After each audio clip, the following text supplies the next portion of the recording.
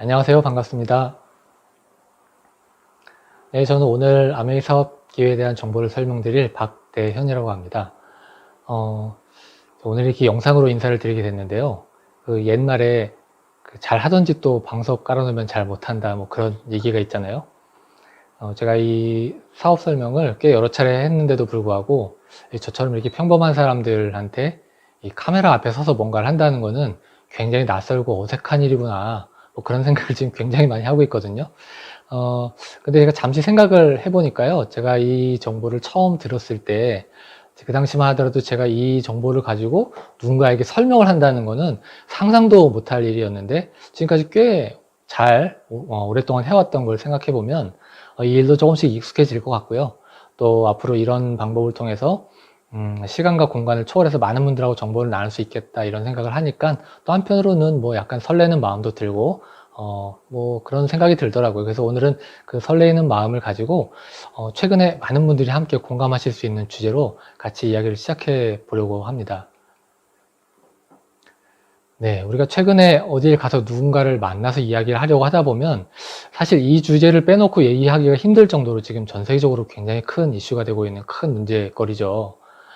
다행히 우리나라 같은 경우는 정부의 그 적극적인 방역 조치랑 또 이 선진 시민의식을 가진 국민들이 적극적으로 참여를 해서 그나마 이제 좀 위기 국면을 벗어난 그런 상황이긴 한데, 글로벌로 보면 아직도 많은 국가들이 이걸로 지금 심각한 고통을 받고 있죠. 제가 그래서 전 세계적으로 지금 확진자가 얼마나 됐나 이걸 좀 들여다 봤거든요. 한 2주 전 정도에 봤을 때 한 192만 명 정도 된다고 제가 봤는데, 오늘자로 제가 다시 업데이트를 해서 보니까 340만 명이 됐더라고요. 그러니까 불과 한 2주 정도 되는 시간 동안 거의 배가 됐잖아요. 그래서 이 질병이 가진 특성 중에 하나가 이게 굉장히 큰 빠른 감염 속도를 갖고 있기 때문에 많은 나라들이 지금 이 문제를 해결하기 위해서 많은 노력들을 기울이고 있는 상황이죠. 자, 많은 뉴스 보도를 통해서 보셨겠지만 이 빠른 감염력을 가진 질병을 통제하기 위해서요, 도시를 봉쇄한다든지 국경을 폐쇄한다든지 이런 일들이 지금 전 세계적으로 지금 일어나고 있는 상황인데, 뭐 그 영향인지 어쨌든 뭐 일부 국가는 아직도 굉장히 심각한 국면에 있긴 하지만 조금씩 그 진정 국면으로 접어들고 있는 그런 상황을 우리가 지금 지켜보고 있는 것 같습니다. 그런데 문제는요, 이게 질병을 통제하기 위해서였지만 어쨌든 국경을 통제하다 보니까 이 국가 간 교역이라든지 이런 부분에 있어서 심각한 문제들이 나타나게 됐고, 그로 인해서 이렇게 경제적인 문제들이 2차적인 문제로 또 지금 크게 대두가 되고 있는 상황이죠. 아니, 지금 벌어지고 있는 문제는 보건 환경 이슈인데 왜 경제적으로 문제가 되나?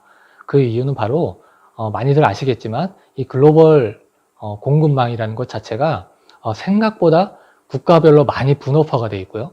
그래서 한 지역이나 국가에서 문제가 생겼을 때 그게 국지적인 문제로 끝나는 게 아니라 연쇄적으로 영향을 받는 그런 산업 구조 속에 우리가 살고 있기 때문이죠.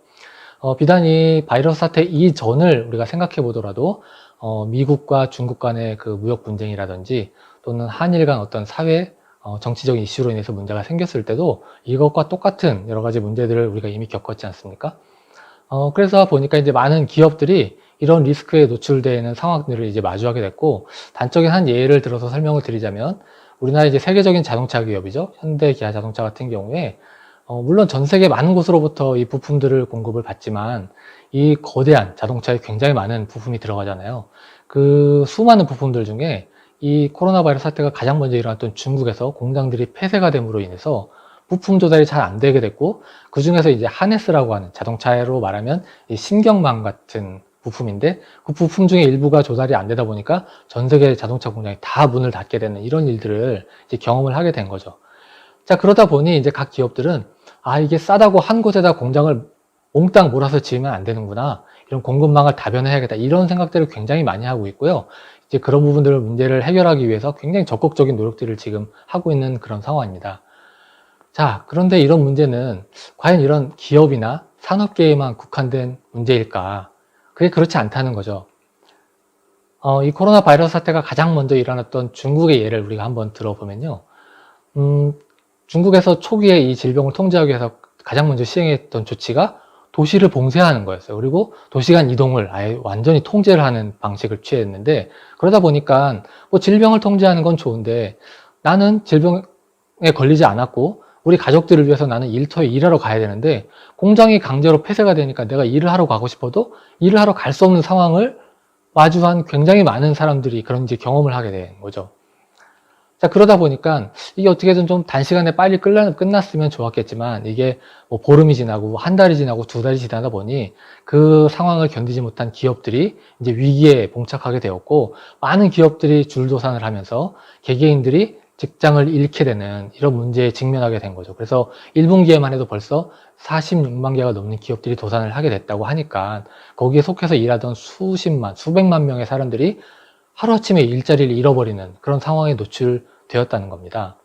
자, 그래서요, 지금 전 세계적으로 많은 경제학자들이나 사회학자들이 앞으로의 사회를 예측을 하고 있는데 이 코로나 바이러스 사태를 전후로 해서 굉장히 많은 변화들이 일어날 거다, 이런 얘기들을 지금 많이 하고 있는 거죠. 그 많은 이야기들 중에 오늘은 제가 몇 가지만 좀 짚어보고 가려고 합니다. 첫 번째로 말씀드리고 싶은 건 바로 이 재택근무라는 건데요. 사실 제가 낮에 지금 근무하고 있는 회사 같은 경우는 제조업을 중점으로 하는 회사인데, 그러다 보니까 이 재택근무에 대한 이슈가 나올 때마다 그거 참 좋은 거지 뭐. 근데 언제 그걸 하겠어. 너무 먼 얘기야. 이렇게 생각하는 분위기가 굉장히 많았거든요. 근데 요번에 이런 바이러스 사태로 인해서 사실 반강제적으로 그런 조치를 취할 수밖에 없게 되다 보니 우려 섞인 마음 가운데 조심스럽게 이걸 한번 시도를 해봤단 말이죠. 그랬는데 생각보다 의외로 이 재택근무를 통해서 잘 돌아가는구나, 이런 것들을 경험을 하게 됐어요. 그러다 보니 이게 물론 너무 장기화가 되면 좀 문제가 되겠지만 단기적으로 어떤 이슈를 대응하는 데는 별 문제가 없구나, 이런 인식들이 많아졌다는 거예요. 그러다 보니 안 그래도 가뜩이나 이 이슈 생기기 전에도 각 기업들이 이제 생존을 위해서 이제 인력들을 재조정한다든지 구조조정한다든지 이런 노력들을 굉장히 적극적으로 하고 있었는데, 그런 노력들의 이런 분위기가 뭐랄까요, 말하자면 불난집에 기름을 부은 것 같은 그런 촉매제가 됐다, 이제 이런 분석들이 굉장히 많이 나오고 있는 상황이죠. 두 번째로 예로 들어드릴 수 있는 거는 바로 이 최근에 아마 언론이나 뭐 신문, 방송 같은 것들을 많이 보신 분들은 이 언택트라는 단어를 많이 접하셨을 텐데요. 뭐 언택트 비즈니스, 언택트 마케팅, 언택트 소비, 이런 것들이 우리말로 표현하자면 이제 뭐 비대면이라는 말로 이제 표현이 되고 있는데, 내가 무언가를 하기 위해서 밖에 나가서 누군가를 만났는데 내 의도와 전혀 상관없이 내가 어떤 위험에 노출되는 이런 상황들을 경험하다 보니까 이제 누군가를 만나는 것도 겁난다, 이런 사람들의 인식들이 많아지게 되었고, 그걸로 인해서 온라인 쇼핑이라든지 온라인 결제, 뭐 이런 소비, 이런 것들로 많은 사람들의 트렌드가 지금 옮겨가고 있고, 그런 분야의 사업이 미래 사업으로 각광받고 있는 그런 상황이죠. 세 번째로 말씀드리고 싶은 거는 바로 이 면역에 관한 문제입니다. 이게 무슨 얘기냐면, 분명히 똑같은 장소에 있었는데 어떤 사람은 바이러스에 감염이 되고 어떤 사람은 멀쩡해요. 또 같은 바이러스에 감염이 됐는데 어떤 사람은 그냥 뭐 감기처럼 쉽게 툴툴 털고 일어나는데 어떤 사람들은 생명에 왔다 갔다 할 정도로 위급한 상황에 놓이기도 하죠. 자, 이런 것들을 보면서 사람들 머릿속에는 그렇지, 국가, 사회적인 어떤 보건안전망에 관한 조치도 중요하지만 결국 중요한 거는 개인의 면역이야, 이런 생각들이 사람들 마음속에 많이 자리를 잡는 하나의 계기가 되었다고 지금 많은 사람들이 이야기를 하고 있는 거죠. 그래서 잠깐 말씀드린 이 세 가지를 한번 다시 정리를 해보면요. 첫 번째로 세상이 많이 바뀌고 있는데, 특별히 이번에 이런 이슈들로 인해서 기업들이 상시 구조조정하는 것들이 더욱더 가속화되고 있다. 그리고 사람들의 소비라든지 이런 트렌드가 언택트, 비대면 이런 쪽으로 많이 또 옮겨가고 있다. 그리고 마지막으로 우리 개개인들로 봐서는 개인의 건강, 위생, 면역, 이런 부분에 대해서 관심들이 많아지고 있다. 이런 것들이 하나의 큰 트렌드로 이번에 이제 많이 대두가 되었다는 것이고요. 이제 이런 트렌드에 맞춰서 기업들은 이미 뭐 짐작하시겠지만 굉장히 발빠르게 움직이고 있고, 이런 것들에 대해서 적극적으로 대처를 하고 있는데, 우리 같은 개개인들은 그럼 과연 이런 위험이나 변화에 대해서 어떤 준비들을 하고 있는가, 이런 것들에 대해서 한 번쯤 생각해 볼 시기가 되었다, 이런 인식들이 많아지고 있는 것 같아요. 그래서 그 관점에서 한번 이야기를 해보면요, 말씀드린 대로 기업들이 항상 상시 구조조정을 위한 준비를 하고 있다면 그 속에 속해서 일하고 있는 우리 같은 개개인들은 우리 역시 마찬가지로 우리 자신을 위한 뭔가 우리만의 사업을 준비해야 되지 않겠는가. 아마 이런 인식들이 사람들에게 굉장히 널리 퍼질 걸로 지금 예상이 되고 있고요. 또 한 가지는 온라인 혹은 오프라인으로 사람들이 많이 사업을 하고 있는데 어느 한쪽에 문제가 생겼을 때 당장 이 문제를 해결할 수 있는 단시간에 해결할 수 있는 문제가 어렵다 보니 이 뭔가 온라인과 오프라인을 병행한 사업 모델을 좀 만들어서 진행을 하면 좋겠다. 이런 인식들이 많아지고 있는 거죠. 그리고 마지막으로 개인의 건강, 미용, 위생 이런 부분에 대한 관심들이 많아지면서 새로운 사업 기회로 각광을 받고 있는 그런 상황입니다. 자, 그렇다면 이런 세 가지 큰 트렌드에 맞춰서 우리 개개인들이 어떤 준비를 할 수 있을까요? 제가 오늘 말씀드리려고자 하는 이 아메이 사업이 바로 그런 큰 시대의 트렌드에 맞는 아주 좋은 사업이고 그리고 우리 개개인들이 준비할 수 있는 최고의 사업 기회다. 이런 말씀을 드리기 위해서 오늘 이 자리를 마련해서 진행을 하고 있는 것입니다. 아니 그럼 아메이 사업 이렇게 얘기를 들으면 어쩌면 이렇게 생각하시는 분들도 계실지 몰라요. 아메이 그거 나 아는데 그거 뭐 옛날부터 있던 거고 한물 다 지나간 사업 아닌가? 이렇게 생각하실지도 모르겠어요. 그런데 제가 지금부터 말씀드리려고 하는 거는 여러분들이 만약에 한 20년 전쯤에 삼성전자의 모습을 생각하시면서 오늘날의 삼성전자를 예측하려고 한다면 그게 잘 설명이 안 되는 게 너무나 당연하겠죠. 그와 마찬가지로 아메이 사업도 여러분들이 어느 시점에 이 사업을 어떻게 인식을 하셨든지 간에 완전히 새로운 모습으로 계속 진화를 해왔다는 말씀을 드리는 거고요. 왜 그런지 앞서 말씀드린 트렌드에 맞춰서 설명을 드려보면 이 아메이 사업은 일단 기본적으로요. 앞서 말씀드린 건강에 관한 아이템을 주로 다루고 있고요. 또 미용에 관한 아이템을 주 사업 아이템으로 가지고 있고 또 한 가지 개인 위생을 잘 관리할 수 있는 이런 사업 제품군들로 사업을 진행하고 있는데 이런 사업들이 잘 운영이 될 수 있도록 하기 위해서 앞서 말씀드린 것처럼 온라인 비즈니스 기회들을 아주 잘 준비하고 있다는 겁니다. 물론 당연히 모바일을 통한 사업 기회들도 잘 준비가 되어 있고요.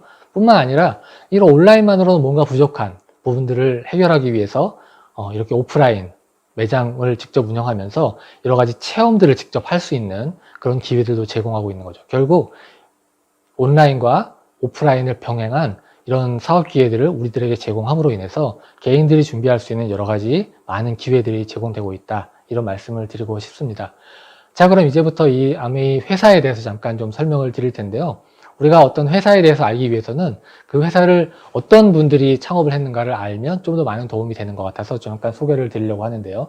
여기 보이시는 이 두 분이 이미 다 뭐 고인이 되셨지만 아메이 회사를 창업하신 두 분이고 지금은 이제 이분들의 자제분들이 경영을 이어받아서 지금 회사를 운영하고 있는데요. 이 두 분 중에 제가 오늘 소개해 드리려고 하는 분은 이 스티브 벤 엔델이라는 분이죠. 이분은 좀 굉장히 개인적으로 독특한 이력을 가지고 계시는데 그게 뭐냐면 각 나라마다 많은 기업들을 대표하는 경제 단체들이 있잖아요. 미국에도 당연히 전체 미국의 기업을 대표하는 기관이 있고 그게 바로 이제 상공회의소라는 기관인데요. 이 상공회의소는 여기도 잠깐 보시면 아시겠지만 100년이 넘는 역사를 갖고 있는데 그 100년 역사 중에 한 사람이 두 번 역임한 적이 한 번도 없어요. 이분을 빼놓고는. 더더군다나 이분의 돌아가신 아버님도 그 상공회의소 의장을 역임하셨기 때문에 부자지간에 그렇게 또 상공회의소 의장을 한 것도 이분들 가정이 처음이다. 그러면 우리가 이 아메이라는 회사에 대해서 우리가 혹시 아직은 잘 모르시는 분이 계시더라도 그래? 미국이라는 큰 나라의 경제단체의 수장을 부자지간에 혹 또 혼자서 두 번이나 했다면 아메이 뭔지는 잘 모르겠지만 그래도 나름대로 미국 재계에서 뭐 신입을 받는 그런 회사인가 보구나. 우리가 이 정도는 생각할 수 있지 않을까요? 자, 그래서요, 아메이라는 회사는 1959년도에 미국 미시간에 설립이 되었고요. 지금 보시는 이 사진이 공장 부지가 되겠습니다. 이 공장에서요, 한 450여 종에 이르는 제품을 직접 생산하고 있는 제조회사입니다. 그리고 글로벌로 100개가 넘는 지역 및 국가에 진출한 글로벌한 회사로 지금 성장을 해 있고요. 2만 명이 넘는 직원들이 10여 개의 계열사에서 이렇게 많은 연구 개발 활동을 하면서 특허를 내고 경쟁력 있는 제품들을 만들고 있죠. 그래서 그 결과로 이렇게 매년 10조 원이 넘는 매출을 올리고 있는 큰 회사로 성장을 했는데 여기서 아주 제가 오늘 말씀드릴 흥미로운 사실 한 가지는 뭐냐면 이 회사가 창업한 이래로 지금까지 우리 같은 소비자들에게 캐시백의 형태로 보너스를 지급한 금액을 다 합쳤더니 63조 원이 훨씬 넘는다는 거예요. 오늘 여러분들이 잘 아시는 뭐 구글이나 애플이나 이런 기업들 같은 경우가 1년에 수십조 원의 돈을 벌지만 그런 수많은 회사들 중에 우리 같은 소비자들에게 캐시백으로 이렇게 수십조 원을 지급한 회사는 전 세계에서 아메이가 거의 유일하다는 게 아주 독특한 점이죠. 자, 특히나 이제 아메이는 한국에서만 작년 한 해 동안에 1조 1320억 원이 넘는 매출을 올렸는데요. 그 중에서 3908억 원을 말씀드린 대로 우리 같은 소비자들에게 캐시백을 해줬다는 겁니다. 아니, 그걸 어떻게 확인할 수 있냐? 이렇게 물어보신다면, 지금 소개해드린 이 다트라는 사이트를 보시면 되는데요. 이거는 우리나라 금융감독위원회에서 운영하는 사이트고, 우리나라에서 기업 활동을 하는 기업들의 재무정보를 알 수 있는 사이트입니다. 원하시면 어느 기업이든지 들어가서 보시면 다 확인하실 수가 있는데요. 여기 보시면, 앞서 말씀드린 금액이 이렇게 우리 같은 소비자들에게 캐시백이 되었다는 내용들이 상세히 잘 나와 있기 때문에 한번 확인해 보시면 될 것 같고요. 그렇다면 과연 아메이 회사는 어떤 방식으로 캐시백을 하길래 그렇게 많은 돈을 소비자들에게 캐시백을 해줬을까? 제가 지금부터 그 얘기를 잠깐 설명을 드릴 텐데요. 잘 아시겠지만 기존의 유통 방식을 생각해 보면 한 20%의 제조 원가를 드리고 있고 한 80%의 광고 유통비를 통해서 소비자들에게 전달이 됩니다.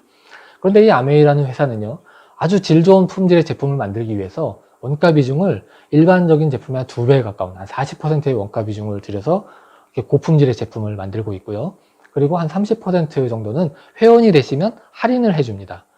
이렇게 할인을 해도 남아있는 이 30%라는 재원을 이용해서 우리 같은 소비자들에게 캐시백을 해주고 있는데요. 이 30%의 보너스는 다시 21%와 9%의 보너스로 나눠져서 21%는 얼마나 많은 노력을 했는가에 근거해서 보너스를 지급을 하고 나머지 9%는 다른 사람들을 얼마나 많이 도왔는가 라는 기준을 가지고 캐시백을 해주고 있다는 게 아주 흥미로운 사실이죠. 더더군다나 이 캐시백을 하는 원칙이 그때그때 아무렇게나 회사에서 막 바꿔가면서 주는 게 아니고 창업 이래로 지금까지 이렇게 딱 정해진 엄격한 규칙에 의해서 철저하게 지급이 되고 있다는 점입니다. 그리고 여러분들이 이 회사가 운영하는 쇼핑몰 사이트에 들어가시면 모든 제품에는 다 점수가 붙어 있는데요. 아주 독특한 점은 내가 소비를 해서 만들어진 점수. 이거는 우리들이 이미 잘 알고 있는 거죠. 그런데 내가 이 정보를 전달해서 만들어진 내 촉의 점수를 다 같이 합산해서 캐시백을 해준다는 게 아주 흥미로운 결과를 만들어냅니다. 지금부터 그 얘기를 잠깐 모델로 설명을 해드릴 텐데요. 오늘 여러분들께서 이 정보를 처음 들으시고 이 아메이라는 회사에 회원으로 가입을 하신 다음에 제품을 한번 써보시는 거죠. 그런데 써봤더니 너무 그 정보가 좋아서 한 2분 정도에게만 이 정보를 전달했는데 거꾸로 생각해 보시면 여러분도 이 정보를 누군가로부터 들으셨을 거 아니겠습니까? 그분을 이제 S라고 한번 예를 들어서 한번 설명을 드려볼게요. 자, 각각 회원에 가입하셔서 물론 얼만큼 소비하시는지는 다 여러분의 자유지만 한번 모델을 위해서 한 각각 20만 점씩 소비를 했다고 가정을 하면요. 전체 매출 규모는 이제 80만 점이 되겠죠.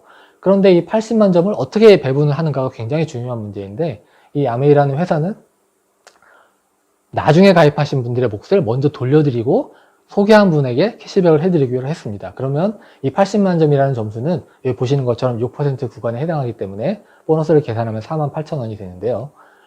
자, 이 48,000원을 여러분들 중심으로 만들어진 네트워크에 대해서 먼저 캐시백을 해드리려고 계산을 해보면 마찬가지로 6% 구간이기 때문에 36,000원이고 그러면 아까 48,000원에서 36,000원 뺀 12,000원이 소개하신 분의 몫이 되는데 여러분들의 몫은 이 A, B라는 분은 정보 전달하지 않고 각각 소비만 하셨기 때문에 거기에 해당하는 각각 3% 6,000원씩 돌려드리고 나면 24,000원을 돌려받으시게 되는 거죠.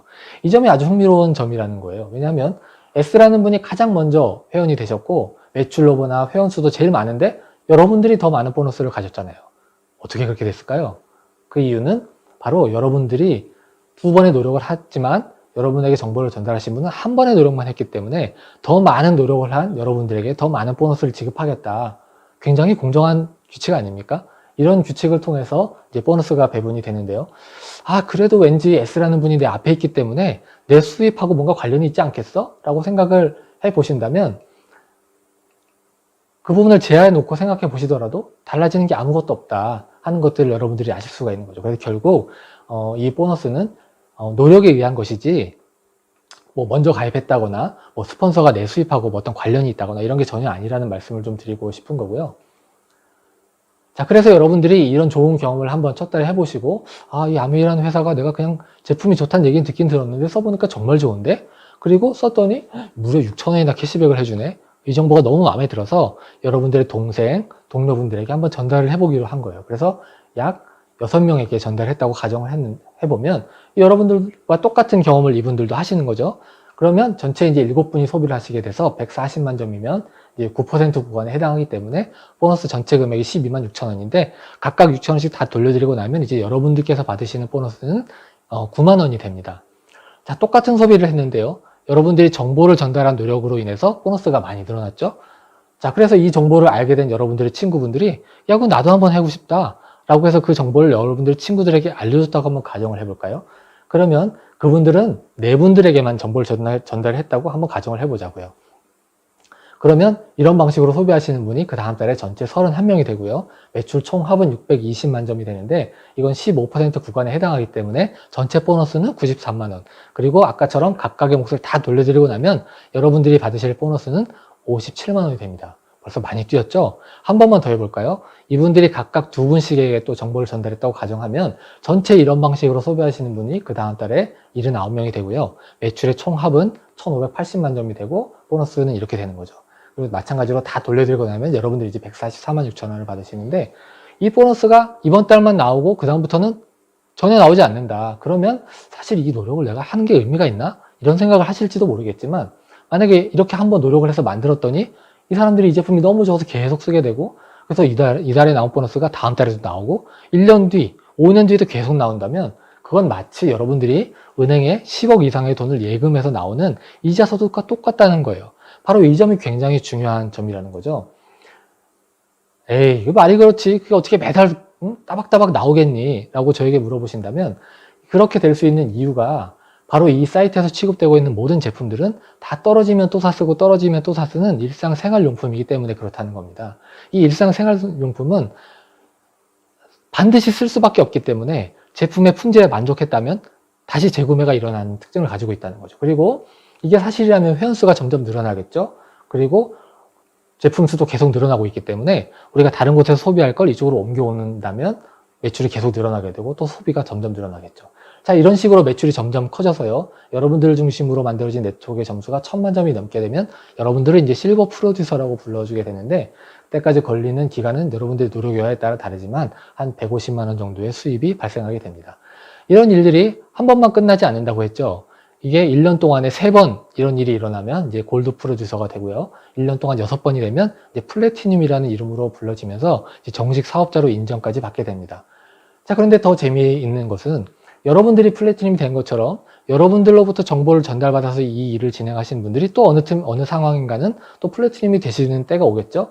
자, 그래서 그분들 중에 이렇게 3분이 플래티늄이 되면 이제 여러분들을 에머럴드라고 불러드리게 되는데 여러분들의 소득은 약 연 7천에서 1억 정도의 소득이 되고요.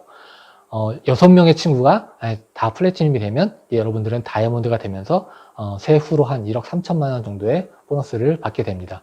그 이후로는 아무 제약이 없어요. 여러분들이 원하시는 만큼 원하시는 분들에게 정보를 전달하면 되고요. 그때마다 거기에 맞는 인정과 보상을 받게 되는데 결국 중요한 것은 내가 다른 사람들을 얼마나 많이 성공시켰는가 하는 게 여러분들의 성공의 잣대가 된다는 거죠. 그리고 거기에 더해서 일정 점수를 계산해서 1년에 한 번 이상씩 해외여행을 보내주는 추가 보너스까지 진행이 됩니다.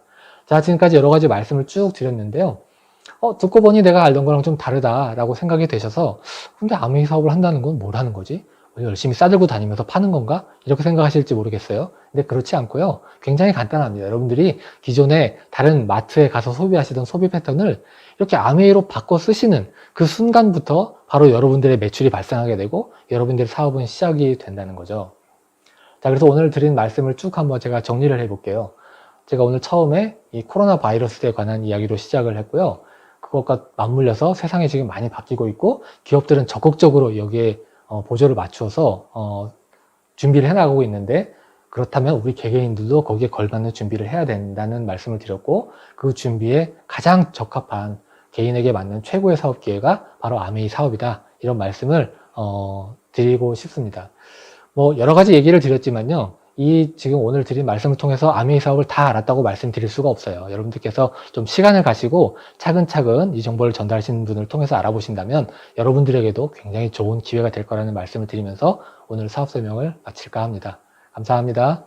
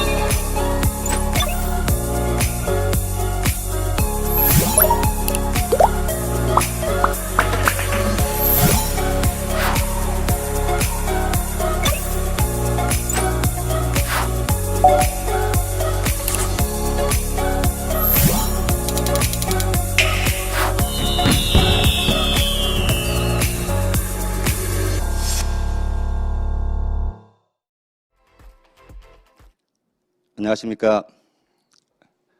오늘 여러분들과 함께 아메 사업의 가치와 비전을 같이 나눌 험한 길입니다. 또 오랜만에 뵙는 분들도 많이 계실 것 같고요.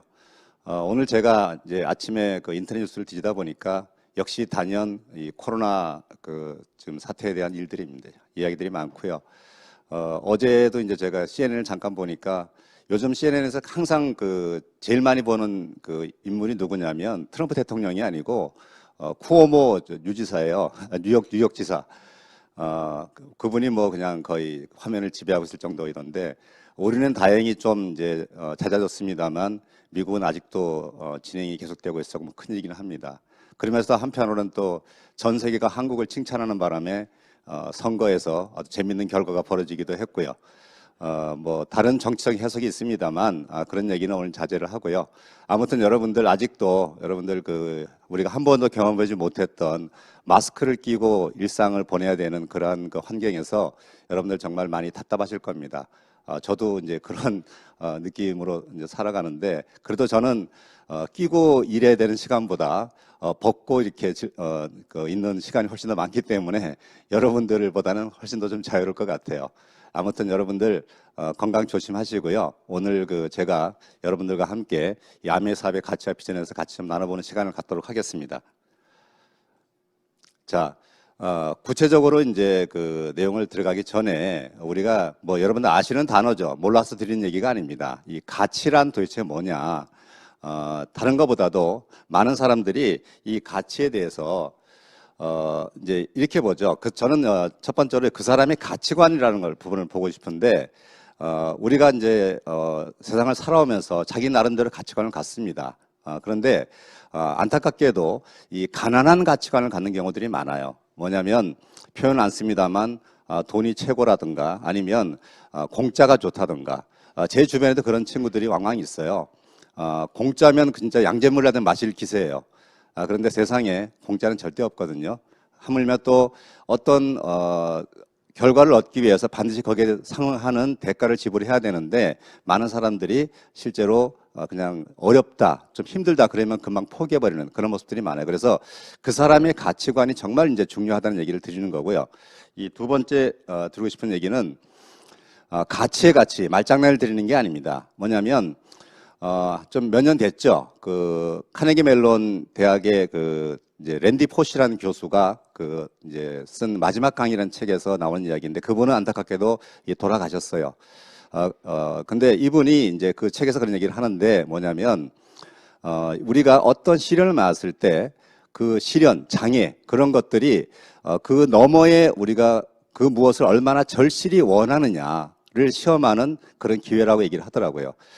우리가 어떤 일을 할 때 그것이 쉽게 되는 일은 그렇게 많지 않습니다. 거기에 어려움들이 따릅니다. 하지만 그것을 내가 얼마나 받아들이고 그것을 넘어서겠느냐 하는 것을 보여주는 것이고 그 안에서 결국은 거기에서 얻을 수 있는 노력의 크기까지 결정이 되는 일들이죠. 그죠? 그래서 제가 이 가치의 가치라는 주제를 이제 말씀을 드리는 거고 세 번째는 저는 이 생각을 합니다.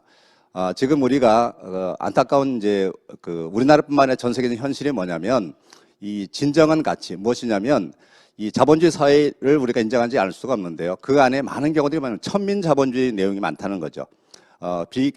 부익부 빈익빈이 이제 심화가 되고 있고요. 그 안에서 많은 경우들이 어려움들이 많이 겪고 있는데 정말 중요한 부분은 뭐냐면 우리가 그 가치를 같이 나눌 수 있느냐 여부라는 거죠. 그래서 이러한 기준으로 우리가 저는 가치를 봐야 된다고 생각을 합니다.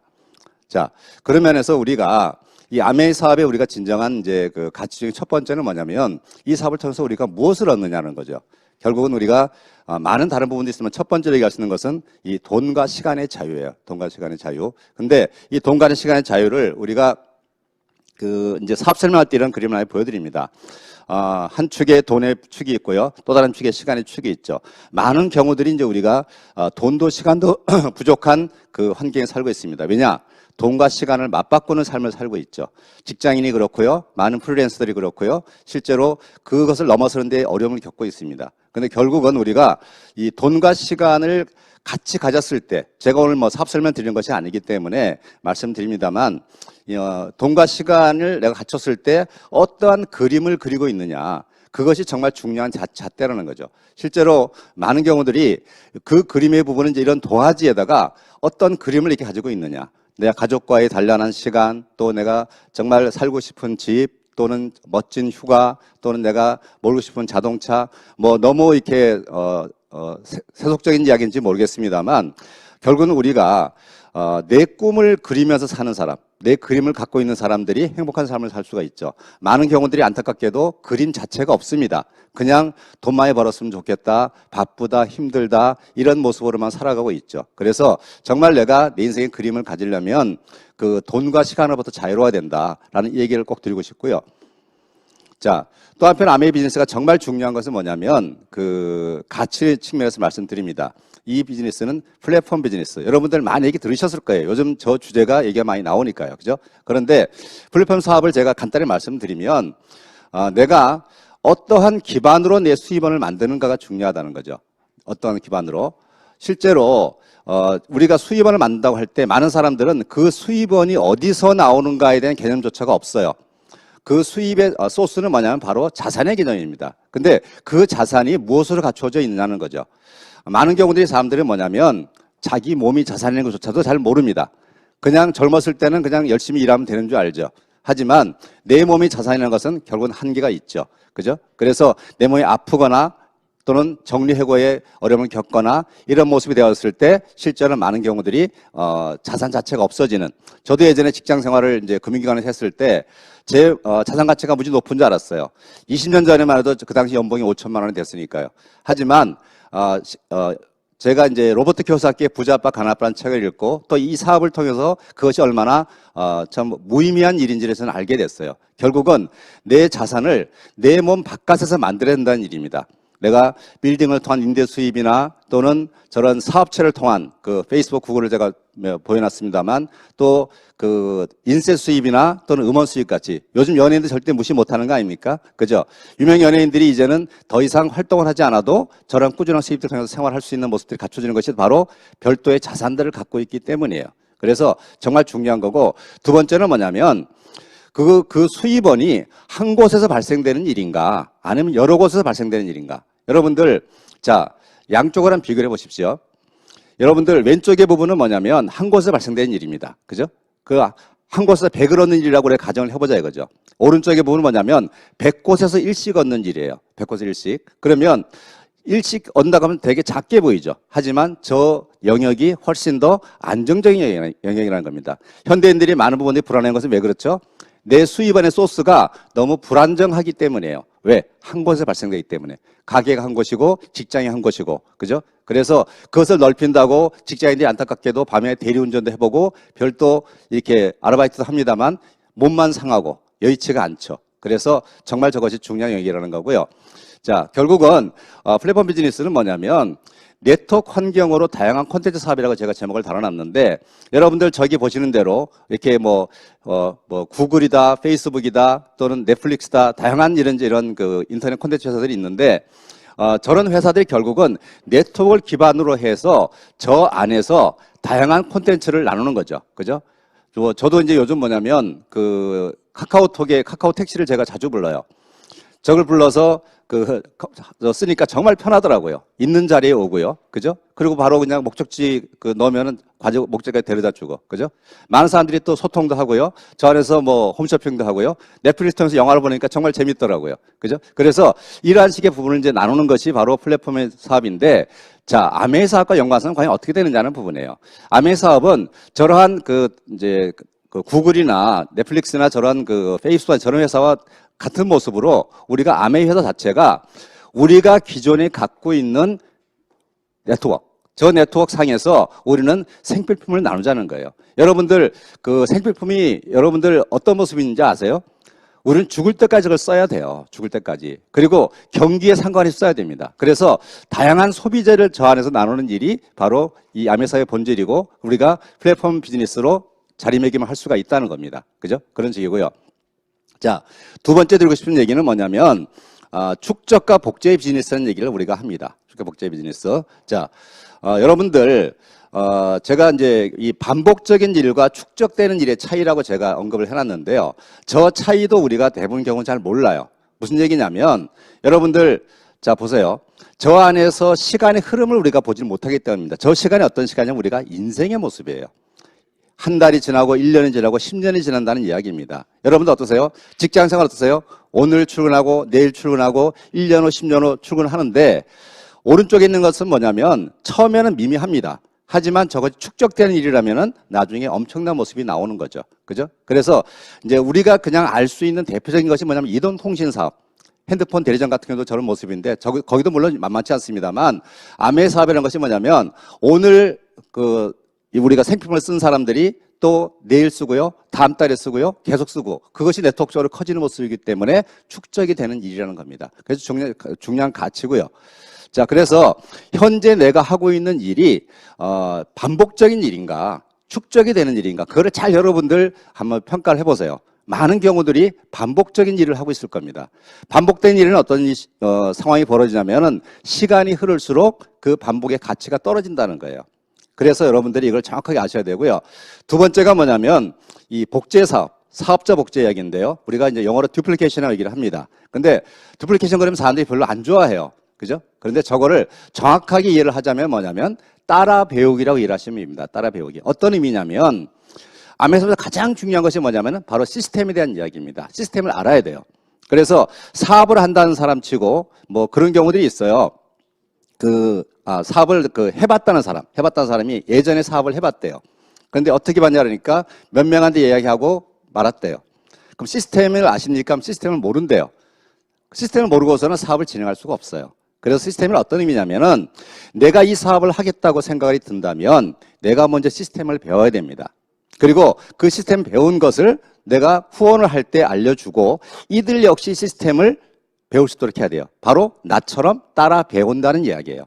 그죠? 그리고 이들이 또 이 사업을 전개해서 네트워크 만들어야 할 때 이들 역시도 시스템을 배운다는 이야기예요. 그래서 이 사업은 시스템을 배우고 따라 배우기를 알려드리고 이렇게 진행되는 것이 진정한 복제의 의미라는 겁니다. 그랬을 때 그 네트워크 내에서 엄청난 복제가 이루어지고 바로 사업적인 성장이 이루어지겠죠. 그래서 시스템의 정의를 간단하게 내리면 누구나 따라할 수 있도록 만들어진 성공의 노하우다 이렇게 말씀드릴 수가 있어요. 누구나 할 수 있도록. 그러니까 이게 뭐 성별이나 나이나 학번에 이런 거 상관없이 할 수 있도록 만들어진 아주 쉽게 만들어진 시스템이라는 거죠. 그래서 여러분들이 이 부분을 이해하시면 좋을 것 같습니다. 자, 제가 좀 다른 주제 하나 말씀드리고 싶은 게 뭐냐면 바로 이 신자유주의와 인공지능의 공격이라는 주제를 말씀을 드리고 싶은 건데요. 이게 뭐냐면 여러분들 자, 신자유주의에 이렇게 이제 문어발로 막 이렇게 모습을 안 좋게 표시해놨습니다. 근데 다른 어떤 것보다 우리가 이제 영향을 받는 것이 바로 뭐냐면 바로 이 부분이에요. 이 노동시장의 유연화. 뭘 얘기하는 거죠? 정리해고가 쉽다는 얘기입니다. 정리해고가. 미국은 이미 이렇게 되어졌고요. 우리도 제가 예전에 이제 직장생활 시작할 때만 하더라도 비정규직이란 말이 없었어요.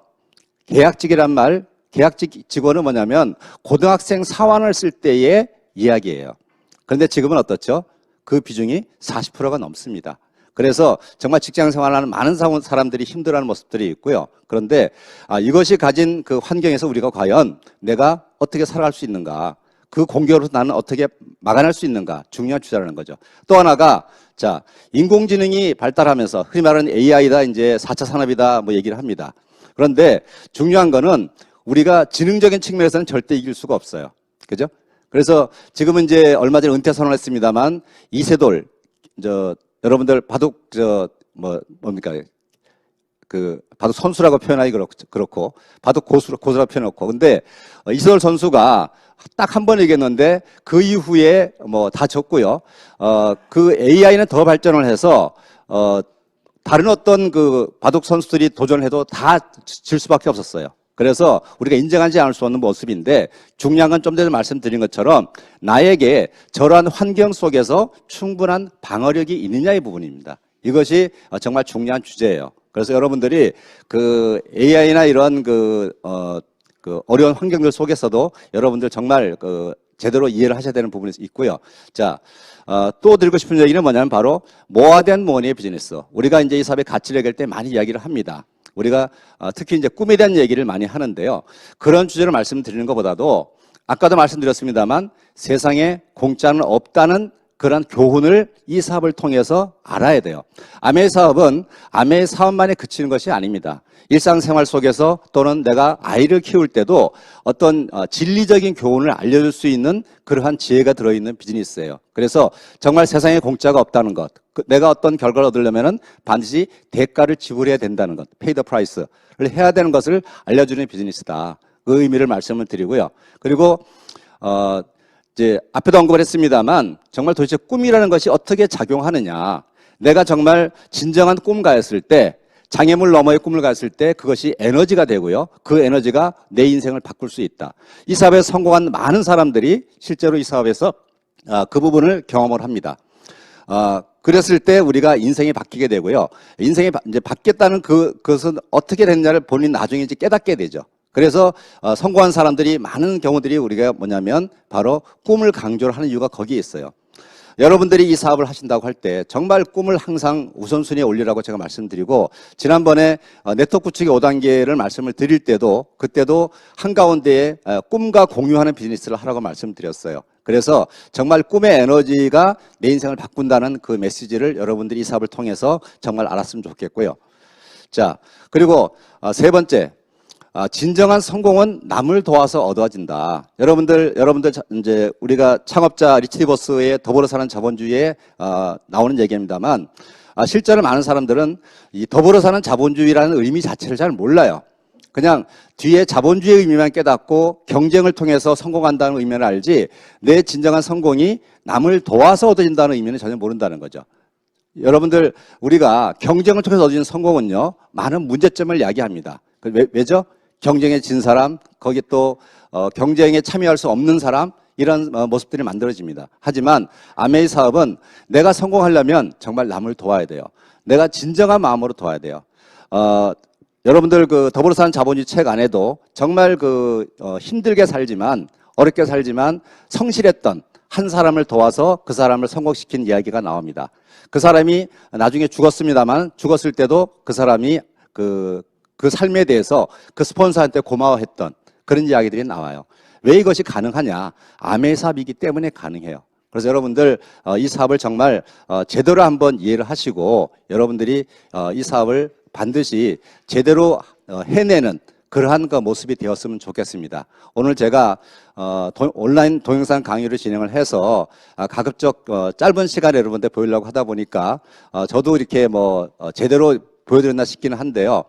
여러분들이 아메이 사업이 지난 60년이 지나온 비즈니스 아닙니까? 그죠? 그 기간 동안 사실은 검증이 됐어요. 결국은 뭐냐면 나만 이 사업을 제대로 이해를 하고 이 사업을 제대로 받아들이고 제대로 진행을 하면 이 사업은 결과가 나오는 비즈니스다라는 걸 여러분들이 이해를 하시고 진행했으면 좋겠고요. 저는 여기서 마치도록 하겠습니다. 예, 감사합니다.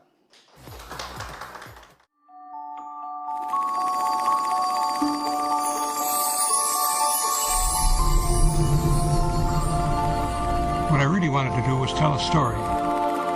Well, once upon a time in Ada, Michigan.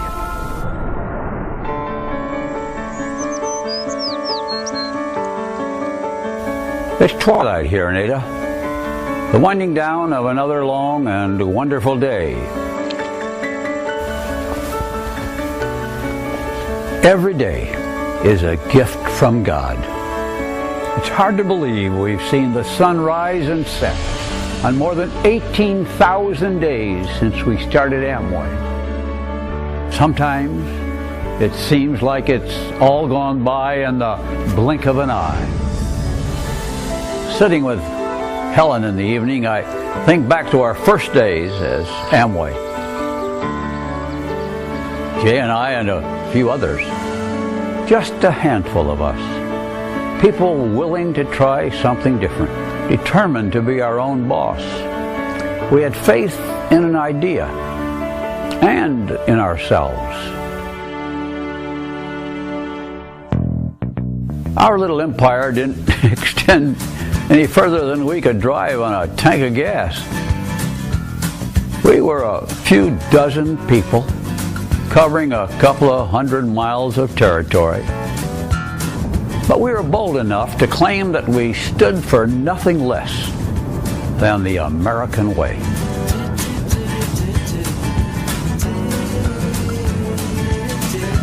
And it turned out we made a lot of new friends. People who wanted to change their families' lives with a business of their own and sell their customers products that would make their lives better too.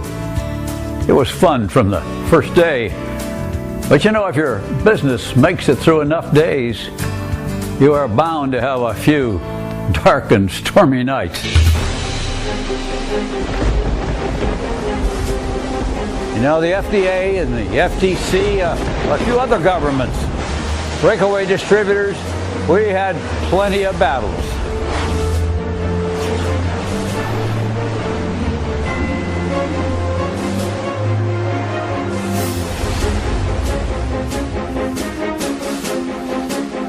You know, Jay and I fought hard alongside many of you to make people understand our business is a legitimate business. And we won.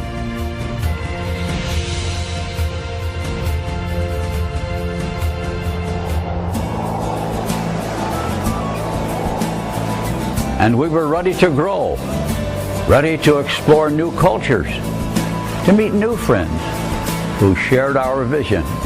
Now it was your turn to help us realize that the American way wasn't about one geography or one language. It was about a common way of looking at the world and the potential that God put inside all of us. It was about a community all over the world now.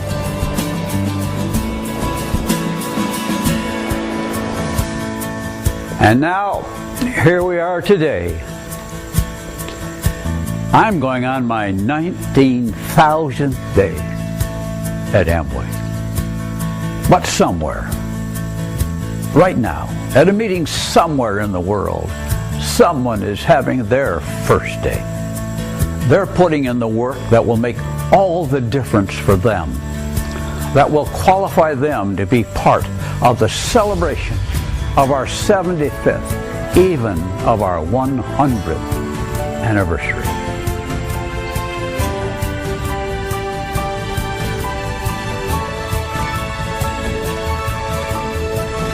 We've had a beautiful journey, and I am so proud and excited to know that the Amway journey will continue. That's what I'm thinking about at the end of another day. A good day. A good meeting. And so many good friends.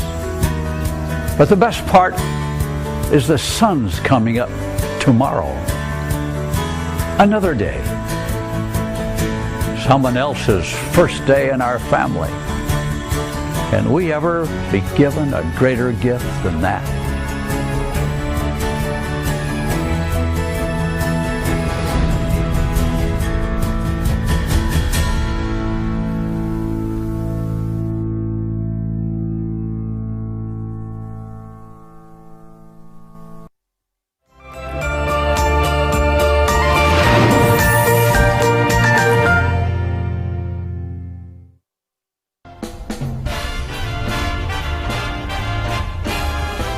제가 처음 찾은 곳은 미국 미시건주, 그곳에 있는 그랜드 래피즈라는 도시입니다. 우리에겐 낯선 곳입니다마는 대도시의 세련됨과 또 소도시의 소박한 매력이 절묘하게 조화를 이룬 곳입니다. 지난해 여행 가이드북인 론리 플래닛이 미국의 넘버원 여행지로 추천한 곳이기도 하죠. 미시건주 하면 떠오르는 대표 도시 디트로이트와 미시건 호수 사이에 있는 중소도시인 그랜드 래피즈, 그리고 해마다 가을이 되면 이 작은 도시는 놀라운 변신을 합니다. 바로 아트프라이즈라는 행사가 열리기 때문인데요.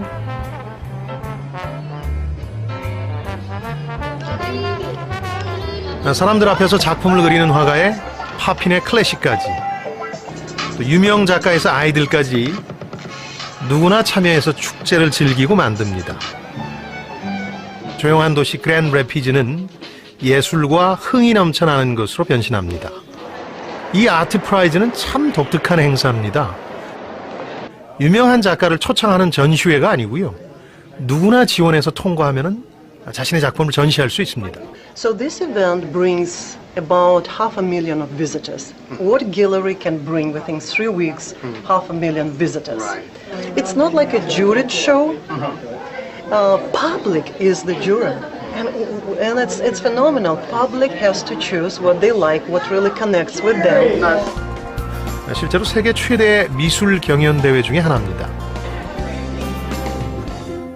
5억 원의 상금을 걸고 시민들이 직접 우승자를 뽑는 일종의 초대형 오디션 프로라고 할까요? 이런 참신한 아이디어를 내고 5억 원의 상금까지 지원하는 이들은 누굴까? 운영자를 직접 만나봤습니다. Rick DeVos. Very nice to meet you.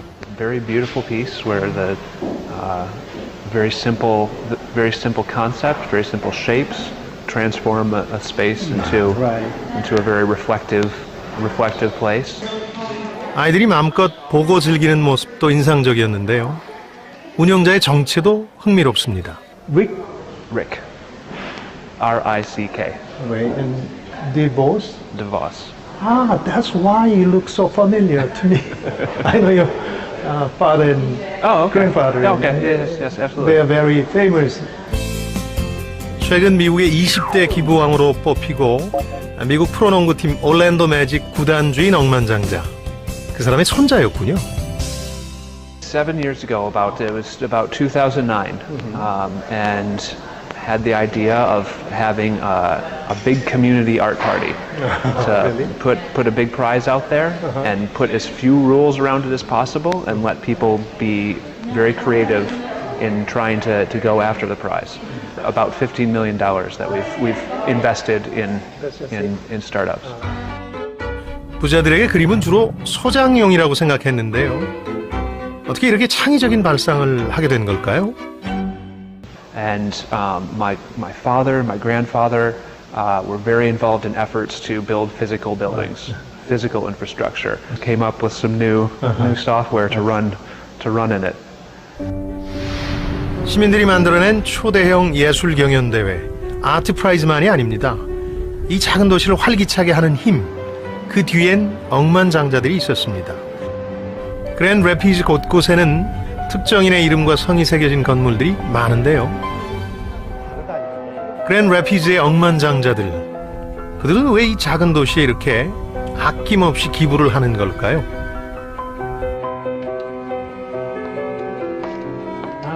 그랜드 래피즈에서 가장 많은 기부를 한 기업의 오너인 억만장자들을 만나봤습니다. Yes, I'm Steve. And I'm Doug DeVos. 미국 부자 랭킹 11위까지 올랐던 억만장자들입니다. Have you enjoyed Art Prize as a driver or go around Grand Rapids? So many artworks, and he's very smart and creative guy. And Yeah. 그는 조카에게 아트 프라이즈에 쓸 170억 원을 지원해준 인물이기도 합니다.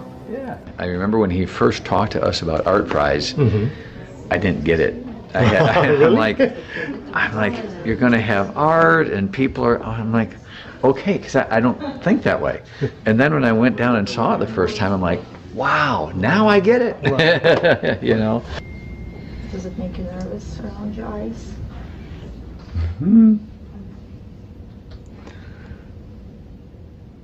글로벌 기업의 CEO들, 언론에도 등장하는 슈퍼리치. 하지만 편안한 복장에 처음 보는 스태프들 앞에서도 격이 없는 모습이었습니다. How you doing, Steve? Good, yourself? I'm doing all right, thanks. No complaints. I did khakis, you did jeans. This is very unusual. I'm the one usually in jeans. This one? This is me. This is my father, Jay. Yeah, and that's my dad, Rich. 두 사람은 대를 이어 공동 경영을 하고 있습니다. Yeah, they're always looking over our shoulder and making sure we're doing the right things here, right, Steve? Absolutely. I wonder what you think when you see the buildings every day, every moment. What do you feel? It wasn't so much that he thought he wanted to put his name on an arena. It was more that it was a place that brings people together, and that it was a place that all of the community could come to and enjoy. Yeah, exactly. Because buildings are just buildings until people get there, then they become something you use. 과거 그랜드 래피즈는 주목받는 도시가 아니었습니다. 사람들은 일거리를 찾아서 대도시로 떠났죠. 그러나 80년대 들어 이 지역 출신 기업가들이 슬럼가에 공연장을 세우고 호텔을 세워 올리면서 도시는 변해갔습니다.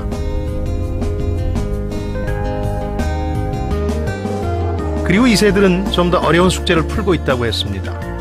기부란 결코 돈만 낸다고 되는 게 아닌 모양입니다. When we do that, it's more than just writing a check. Right? There's a big volunteer element that's involved. We want to make decisions and think about it strategically because giving, sharing, requires some thought to do it well also. And so I think that's another principle that we've put in beyond just the idea to really think through and say, how can we give in a way that's really beneficial to the community in ways where we can add more than just a financial support. 그랜드 래피즈에는 미국 최고의 시설이 예상외로 많습니다. 30층이 넘는 이 건물은 아동 전문 병원입니다. 외벽엔 디보스 가문의 이름이 써 있습니다. 1993년 지역 아이들을 위한 아동 전문 병원을 목표로 세워진 이곳은 10년 사이에 첨단 치료 시설을 갖춘 최고의 서비스로 미국 전역에서 환자들이 오는 곳이 됐습니다. Hospital like this, Helen DeVos Children's Hospital, right? It's a point of community pride that we have a facility like this here in Grand Rapids. We don't have to go to Detroit. We don't have to go to Chicago. We have it here in Grand Rapids, which is phenomenal.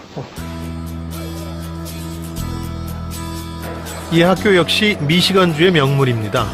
학교 곳곳에 달린 비행기 모형이 말해주듯 이곳은 비행 기술을 배울 수 있는 곳인데요. 5년 전에 억만장자가 제안하고 설립한 공립고등학교입니다. 비행기 조종 기술 교과 과정에 넣은 것도 흥미롭지만 이런 학교를 만들 생각을 한 것도 상당히 흥미진진하죠. 이 기업 창업주들은 2차 세계대전에 공군으로 참전했습니다. 그것을 기념하고 지역 아이들에게 꿈을 심어주겠다는 마음이 모여 만들어진 꿈의 학교인 셈입니다.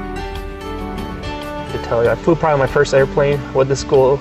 It was a Cessna 172 when I was 16, and me actually having control of that aircraft already at that young age, I think it was a great experience that I probably would have never gotten in another school. 기업과 사회는 어떤 관계일까요? 분명한 건 사회가 잘못되면 기업의 운명도 결코 장담하지 못한다는 사실일 겁니다. 그랜드 래피즈의 억만장자들, 그들은 이렇게 지역사회와 함께 성장하며 도시를 더욱 살기 좋은 곳으로 바꾸고 있었습니다. I think the relationship with the community, between a company and community, there's a role that we play. We're part of the business community. We're a business in the community. We're not the government. We're not the charitable organizations. We connect to all of them, but we have a role to play, and we don't try to do more than we can do. And we try to build partnerships and relationships with all the others in the community that also have a role. And so, this isn't our community. It's ours from a sense that we're part of it. We believe it's our home, so we claim it just like everybody else does.